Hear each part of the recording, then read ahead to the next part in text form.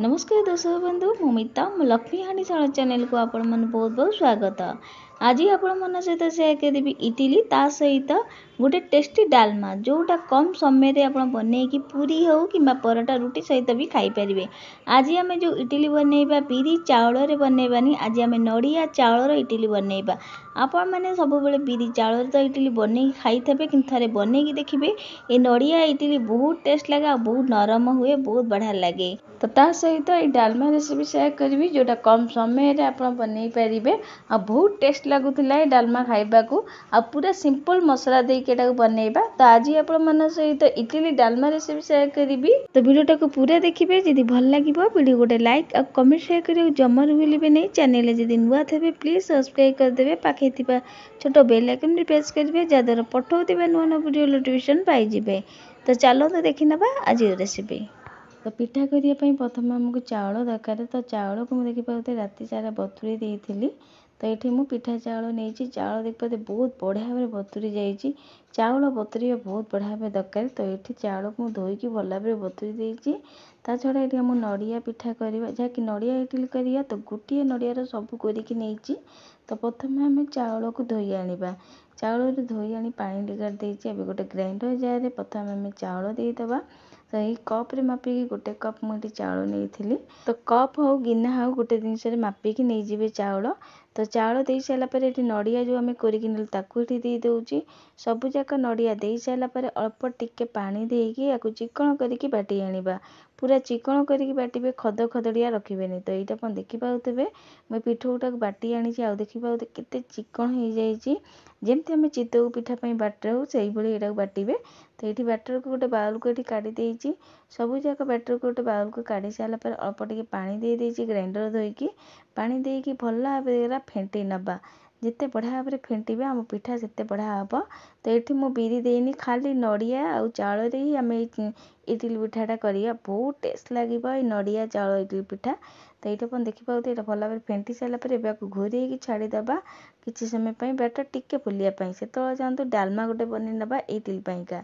तो सबू परिवा देखिए मुझे काटिकी नहीं। तो सबू परिवा काटिकी रखीदे कहीदे कौन परिवा सब मुझे पोटल नहीं, कांकड़ नहीं, आ गाजर नहीं, कखारू भंडा नहीं, आलू नहीं, तापर बैगण भी नहीं। सबुथर गोटे गोटे नहीं। तो सबू परिवार गोटे गोटे नहीं, जर्नी भी नहीं।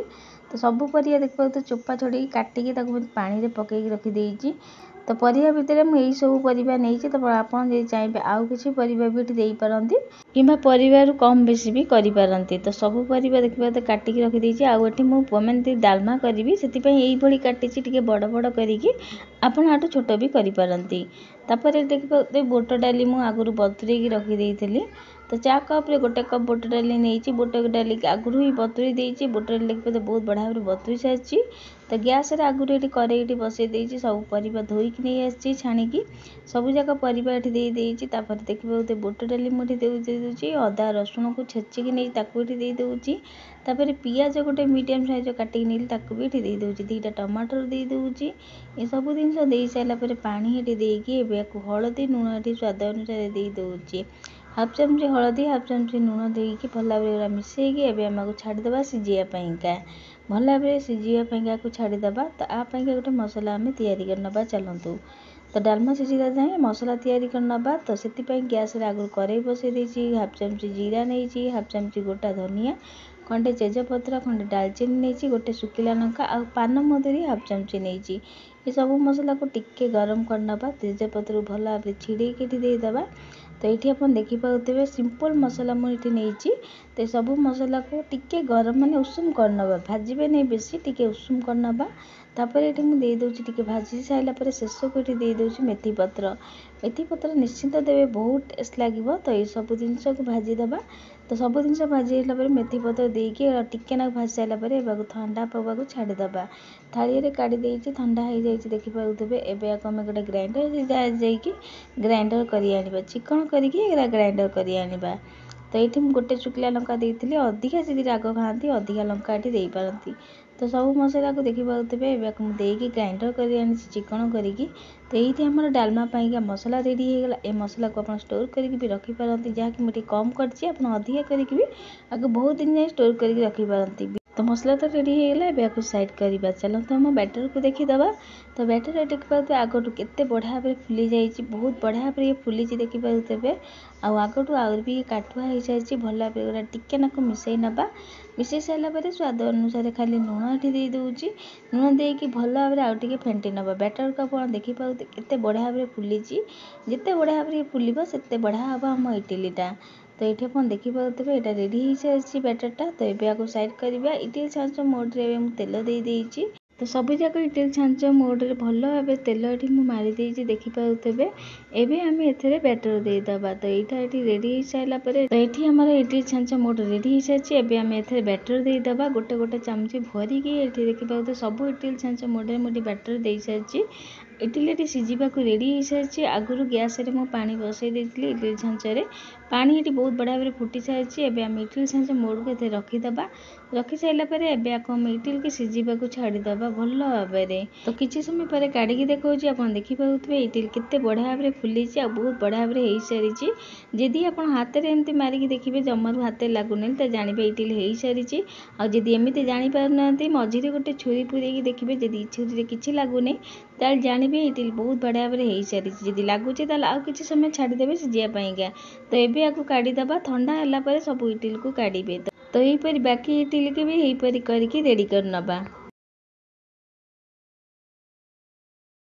तो बाकी इडली सीझिला जाए आम डालमा को देखी नबा। तो ये आप देखिए डालमा बहुत बढ़िया भाव हो सारी आपको मुझे सीझा छाड़ी थी बहुत बढ़िया भाव सब जिन सीझी डाली टू आरंभ कर परिवा सब जिन सीझी जा देखिए जहाँकि ये मुझे प्रेसर कुकर करनी कड़े कर चाहिए डायरेक्ट प्रेसर कुकर भी करपारती। तो ये सब परिवा सीझी जाइए आउ चटू साइज टिके नाक परिवार दाबी जाऊँगी जहाँकि डालमाटा आउ टे काठुआ हो। तो आप देखिए बहुत बढ़िया भाव सब जिन सीझे गोटे जगह को काढ़ीदे छुंक देवा डालमापाईका। डालमापाई से सेम कड़े गोटे चामच तेल दे दूँगी तेल गरम होगापर पंचफुटण गोटे शुखिला लंका हाफ चामच काश्मीर रेड चिली पाउडर देकी भल भाव टिके नाक ये भाजी गलापर तो सब डालमा को दे सारापर एम मसला देदेबा आगुरी जो तैयारी करके मसला से मसला को देदेबा। तो ये आप देखिए भल भाव मिसई सारापर आम जो मसला तैयारी करके रेडी करते देदेबा।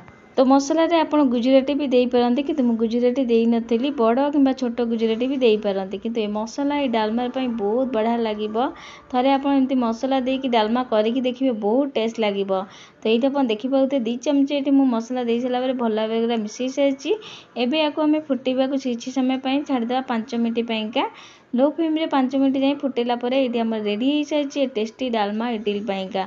आप देखिए जानीपे डालमा केते काठुआ अच्छे बहुत टेस्ट लगे डालमा टी काठुआ रही बहुत बढ़िया लगे जदि आप पतला दरकार तो गरम पानी दे पारती। तो ये आम रेडी हो सारी डालमा आम इडली भी ये रेडी हो सारी सब जाक इडली ठंडा हो सारी देखिए एवं ठंडा है मुझे इडली गोटे काढ़ी देखा गोटे मोड रखिपे चामच इडली मोड एमती सैड्रु आग काढ़ी पारे बहुत बढ़िया भाव में इडली काढ़ी हो ठंडा है इडली काढ़े गरम जमा काढ़े सब जाक इडली छाँचर इडली काढ़ी सारी।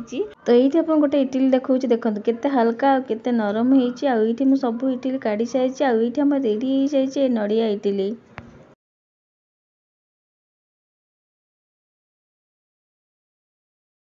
तो ये आम रेडी हो सारी नड़िया इडली सहित ए टेस्टी डालमा आप थे बनईकी देखिए यही प्रोसेस डालमा को बहुत टेस्ट लगे।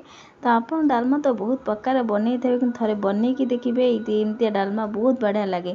तो गोटे इडली भांगिकी देखा देखते केते नरम अच्छी ये नड़िया इडली बहुत टेस्ट लगे खाइबा बिरिर इडली तो आप निश्चिंत कर खाईदेवे किंतु नड़िया और चाउल थे बनईकी देखो इडली बहुत टेस्ट लगे आ डालमा सहित इडली बहुत बढ़िया लगुला खाइबा को। तो ये आप देखिकी जानीपे इडली केते नरम अच्छे और केते हल्का अच्छी। तो आपण मैंने तो सब बेले चाउल बिरिर इडली तो बनाऊे कि थे बनईकी देखो नड़िया चाउर इडली ता सहित ये टेस्टी डालमाटा बहुत टेस्ट लगुला डालमा भी इडली सहित।